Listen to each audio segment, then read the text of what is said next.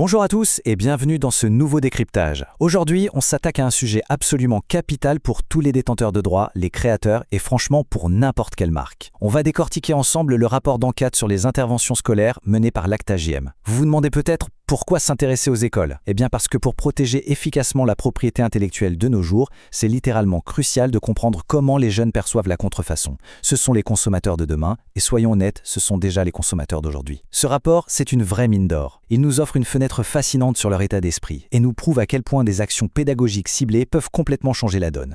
Allez, on plonge directement dans le vif du sujet. Voici notre feuille de route pour cette analyse. On va d'abord voir le défi de la contrefaçon, puis on parlera de l'initiative du Club des Veilleurs. Ensuite, on verra comment les jeunes comprennent la propriété intellectuelle, on abordera leur sensibilisation aux dangers réels, et on terminera par le nerf de la guerre, l'efficacité concrète de cette intervention. On commence tout de suite par poser le décor avec notre première partie, le défi de la contrefaçon, qui est devenu, vous le savez, une menace numérique en pleine explosion. Il faut se rendre à l'évidence, le problème auquel le marché fait face est titanesque. Aujourd'hui, la propriété intellectuelle n'a jamais été aussi vulnérable, surtout quand on parle du jeune public. On a affaire à des digital natives, des jeunes qui naviguent sur Internet et les réseaux sociaux avec une facilité déconcertante. Et devinez quoi ? C'est exactement là que les produits illicites pullulent. Alors oui, les recours légaux, les saisies douanières, fermer des sites Internet, c'est indispensable. Mais pour les titulaires de droits, ça revient souvent à vider l'océan à la petite cuillère. Ça ne suffit plus. Pour contrer des faux accessibles en un seul clic, il nous faut des solutions préventives, massives et surtout appliquées bien en amont. En fait, il faut éduquer la source de la demande. Ce qui nous amène tout naturellement à notre deuxième point, l'initiative du Club des Veilleurs et son approche résolument pédagogique. Face à ce défi colossal, l'ACTA-JM a pris le parti de faire les choses différemment, très différemment. Au lieu d'arriver avec de gros sabots, de pointer du doigt et de brandir uniquement la menace d'une amende ou de la prison, un discours qui, on le sait tous, passe souvent très mal auprès des ados, ce programme est pensé pour responsabiliser. Le but, c'est d'en faire des consommateurs conscients, pas juste des cibles à punir.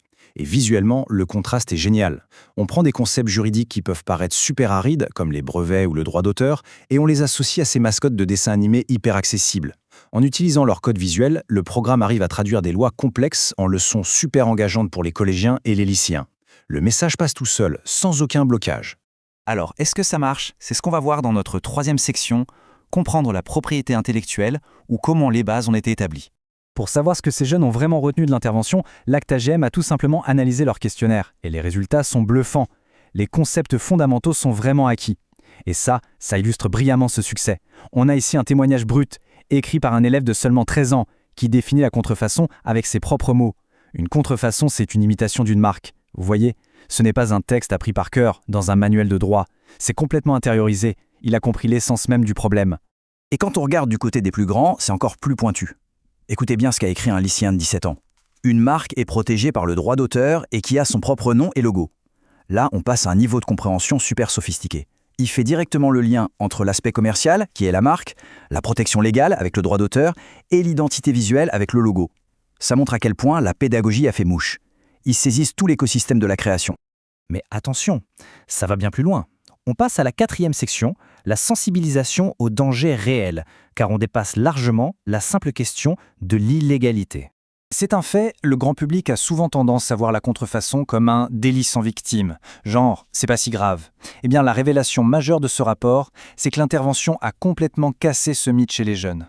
Ils voient désormais la contrefaçon comme un danger très concret. Regardez les risques qu'ils ont identifiés, le risque pour la santé et les produits dangereux. Ils ont compris qu'un faux cosmétique ou un chargeur contrefait, ça peut physiquement leur faire du mal. Mais le plus impressionnant, c'est qu'ils cochent aussi l'impact sur les entreprises et les emplois. Ils ont acquis une vision macroéconomique du problème. C'est une prise de conscience hyper globale. Et cette prise de conscience amène forcément à une question stratégique qu'on leur a posée. Où se trouve la contrefaçon ? Parce que pour se défendre, les marques ont besoin de savoir si les jeunes regardent au bon endroit. Ce qui est vraiment fascinant avec ces données, c'est l'unanimité des réponses. Quand on leur demande où se cachent les faux produits, ils ne parlent pas de marché aux puces ou de vendeurs à la sauvette pendant les vacances. Non, ils pointent massivement vers Internet et les réseaux sociaux. Ils ont une acuité parfaite sur le fait que le danger est devenu 100% numérique.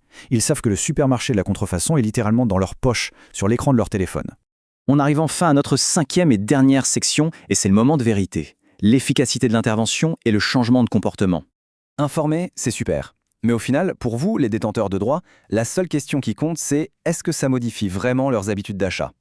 Les données mettent en lumière un contraste saisissant. D'un côté, on a une exposition préalable énorme. Beaucoup de ces jeunes admettent avoir déjà vu ou acheté des contrefaçons avant l'intervention. C'était presque normalisé. Mais de l'autre côté, quand on évalue leur nouvelle mentalité et qu'on leur demande s'ils seront plus vigilants à l'avenir, c'est là qu'on mesure le véritable impact. Les chiffres sont implacables. Une écrasante majorité répond par un grand « oui » ou « peut-être ». La quasi-totalité des jeunes interrogés ont déclaré qu'ils feraient beaucoup plus attention à ce qu'ils achètent à l'avenir.